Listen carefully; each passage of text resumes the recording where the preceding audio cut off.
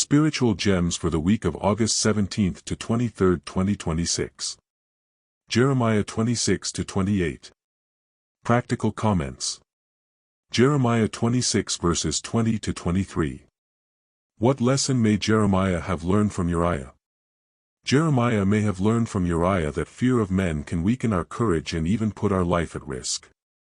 Unlike Uriah, Jeremiah continued to deliver Jehovah's warnings despite opposition and danger. This shows that Jeremiah learned to trust in Jehovah rather than give in to fear. Jehovah then protected him through Ahikam. So, we can learn to remain courageous and faithful to Jehovah even when facing threats or opposition. What spiritual gems from this week's Bible reading would you like to share? Jeremiah 27 verse 5. In verse 5, Jehovah speaks of his great power and outstretched arm. These expressions reassure us of his limitless ability to save and protect his servants.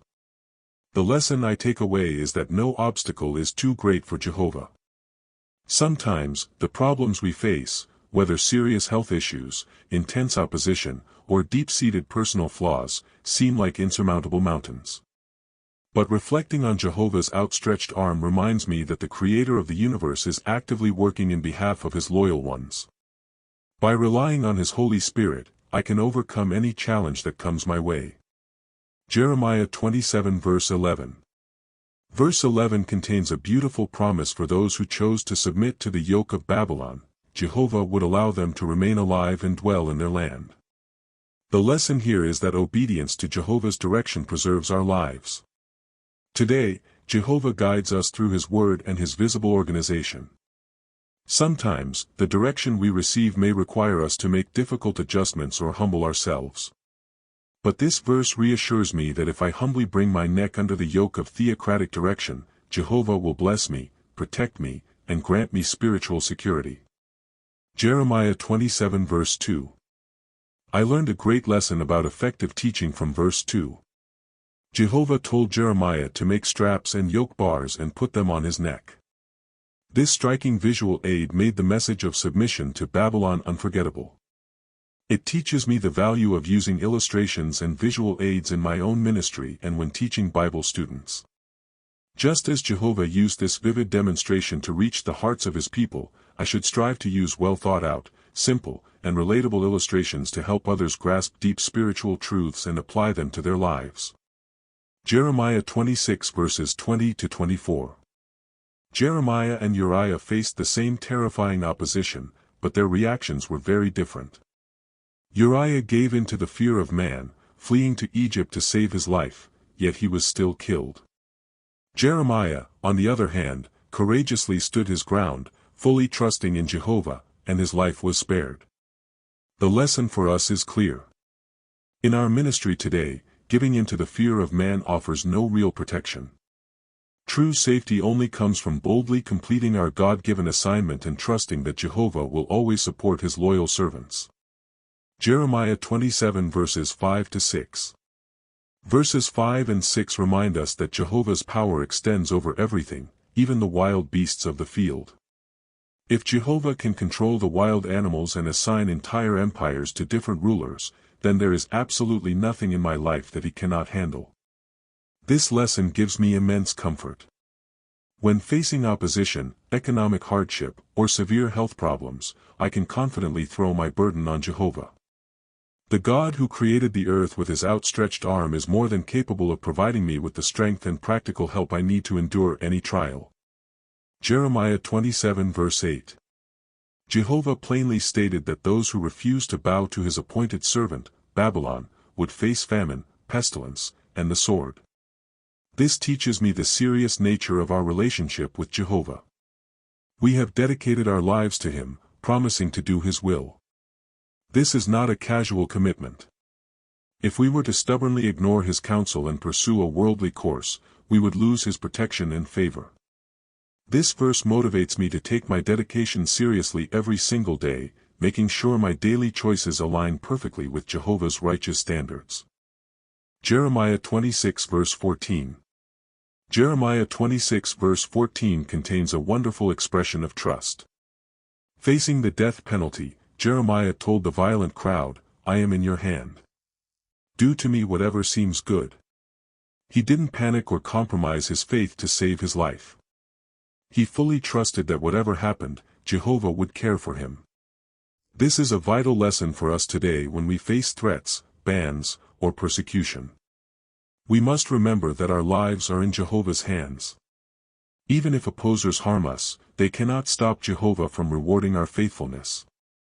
I want to cultivate that same unbreakable trust. Jeremiah 26 verses 10 to 16. It is fascinating that the princes, who were political officials, actually stood up against the corrupt priests and false prophets to defend Jeremiah. This teaches us that we should never prejudge people or assume that all secular authorities will oppose our work. Jehovah can maneuver matters so that even government officials or judges recognize our innocence and protect our right to preach. It reminds us of why we are encouraged to remain respectful to those in authority, as Jehovah might use them, just like these princes, to defend his faithful servants. Jeremiah 27 verses 21 to 22. Verses 21 and 22 teach me the value of waiting patiently on Jehovah. The false prophets claimed the temple utensils would be returned immediately. But Jehovah said those items would go to Babylon and remain there until the day he turned his attention to them. Jehovah has a set timetable for everything, including the end of this wicked system and the promised paradise. We cannot rush his purpose. This teaches me that I must be patient and wait on Jehovah, trusting that he will fulfill every single promise exactly when his appointed time arrives. Jeremiah 27 verse 13. In verse 13, Jeremiah asked a sobering question: why should you and your people die? Jehovah made the consequences of disobedience perfectly clear. If they refused to serve Babylon, they would face the sword, famine, and pestilence. This teaches me that Jehovah's laws are not just arbitrary rules, they are protective boundaries. When we step outside of God's direction, we inevitably face spiritual, emotional, or physical harm. This passage strengthens my resolve to closely follow Jehovah's commands. Disobedience only leads to disaster, while staying within Jehovah's protective care ensures our lasting happiness. Jeremiah 26 verse 24. Verse 24 highlights that Ahikam supported Jeremiah, preventing him from being put to death.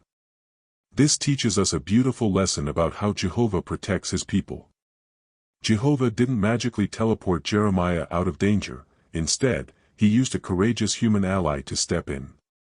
Today, when we face intense persecution or legal challenges, Jehovah may use unexpected people, perhaps fair-minded judges, officials, or even supportive neighbors, to come to our aid. We can take comfort in knowing that Jehovah will always provide the exact support we need to endure our trials. Jeremiah 27. By viewing this entire account, I learned to deeply appreciate the channel Jehovah uses today. In Jeremiah's day, survival depended on listening to God's appointed prophet rather than the popular majority. Today, Christ has appointed the faithful and discreet slave to provide our spiritual food and direction. Sometimes their counsel, such as simplifying our lives or expanding our ministry, goes completely against the grain of the modern world. But I learned from Jeremiah 27 that survival requires submitting our neck to theocratic direction. Obedience to Jehovah's visible organization is the only path to true spiritual security. If you enjoy this spiritual gems, please share and comment what you learn. And don't forget to subscribe.